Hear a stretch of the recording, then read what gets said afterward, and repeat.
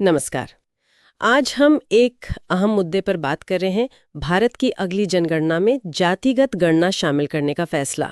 ये चर्चा द हिंदू के एक लेख पर आधारित है, जो यूपीएससी की तैयारी करने वालों और आम जानकारी रखने वालों दोनों के लिए जरूरी हो सकती है। तो बड़ा सवाल यह है कि क्या ये कदम सिर्फ पहचान की राजनीति है या फिर सामाजिक न्याय और आप कह सकते हैं सबूतों पर आधारित नीतियां बनाने के लिए वाकई एक जरूरी कदम है। आइए समझते हैं इसका पूरा संदर्भ, इतिहास, कानूनी ज़रूरतें, पिछली गलतियों से क्या सीखा और एक कामयाब जाति जनगणना कैसे हो सकती है।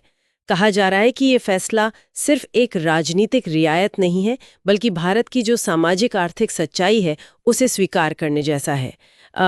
इस नज़रिए के पीछे क्या तर्क है? हाँ, बिल्कुल।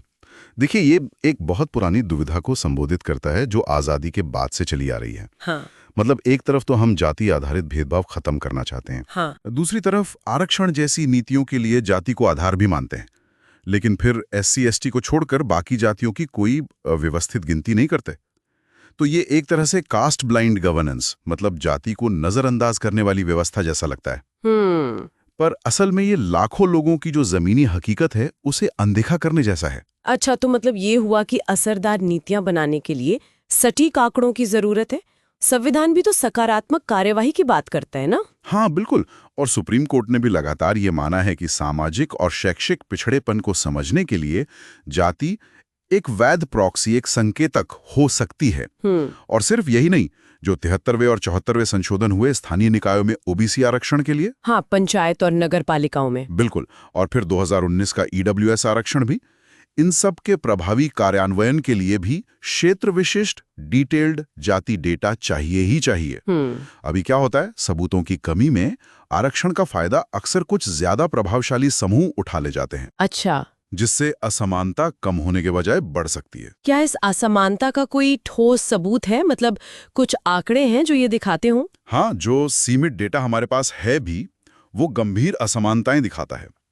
मिसाल के तौर पर कुछ रिपोर्ट्स बताती हैं कि केवल 10 ओबीसी जातियों को ही करीब 25% आरक्षित लाभ मिल जाते हैं। सिर्फ 10 जातियों को? हाँ, जबकि लगभग 37% ओबीसी जातियां ऐसी हैं जिन्हें कोई लाभ नहीं मिलता, 0।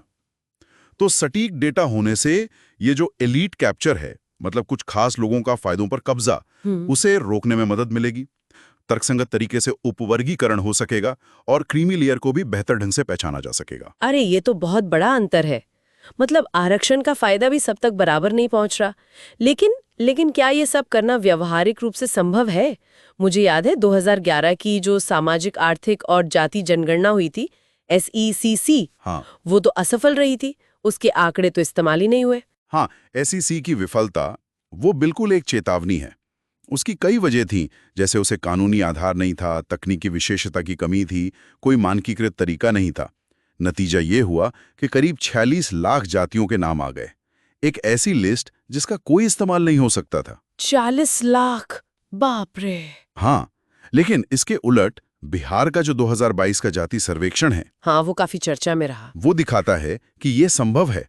उन्होंने राज्य की पहले से जांची परखी एक तय लिस्ट, करीब 214 जातियों की, और संरचित तरीकों का इस्तेमाल किया। इससे आंकड़ों में स्पष्टता और भरोसा आया। अच्छा, तो बिहार ने एक रास्ता दिखाया है कि अगर सही तरीके से किया जाए तो ये हो सकता है। तो फिर पूरे देश में एक भरोसेमंद जाति जनगणना के लिए क्या कदम उठाने होंगे? क्या रोड मैप हो सकता है इसका? देखिए, इसके लिए एक साफ खाका, एक रोड मैप चाहिए होगा। इसमें कुछ मुख्य बातें होंगी। पहला, जनगणना अधिनियम 1948 में संशोधन करके इसे कानूनी आधार देना। दूसरा, ये जिम्मेदारी रजिस्ट्रार जनरल और जनगणना आयुक्त को ही सौंपना, किसी और मंत्रालय को नहीं।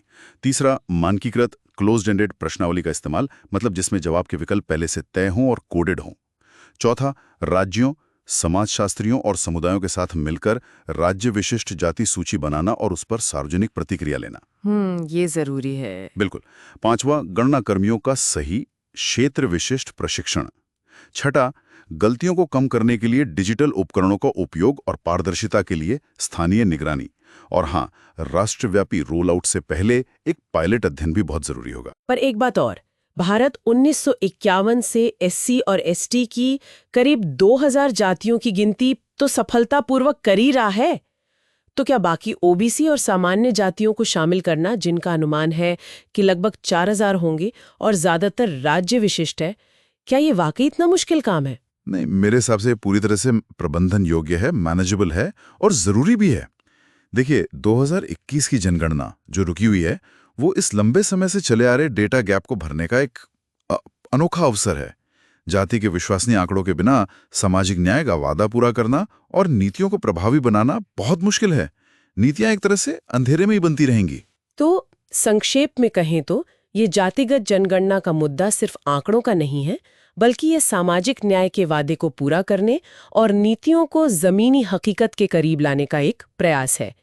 सही डेटा के बिना नीतियां शायद उतनी कारगर ना हों। बिल्कुल, ये निर्णय साक्ष्य आधारित शासन की दिशा में एक महत्वपूर्ण कदम हो सकता है अगर इसे सही ढंग से लागू किया जाए। अब विचार करने योग्य प्रश्न ये है कि इस विस्तृत जानकारी का उपयोग भविष्य में कैसे किया जाएगा? कैसे सुनिश्चित किया जाएगा कि इसका लाभ वास्तव में उन लोगों तक पहुंचे जिन्हें इसकी सबसे ज्यादा जरूरत है और समाज में असमानताएं प्रभावी ढंग से कम हों? ये देखना होगा। द हिंदू के लेख पर आधारित आज की ये गहन चर्चा यहीं समाप्त होती है। उम्मीद है कि ये यूपीएससी उम्मीदवारों और इस विषय में रुचि रखने वाले सभी श्रोताओं के लिए उपयोगी रही होगी। यदि आपको ये चर्चा पसंद आई हो तो कृपया लाइक करें, सब्सक्राइब करें और अपने प्रश्न या विचार नीचे कमेंट्स में साझा करें। अगली बार फिर मिलेंगे एक नए विषय के साथ। धन्यवाद।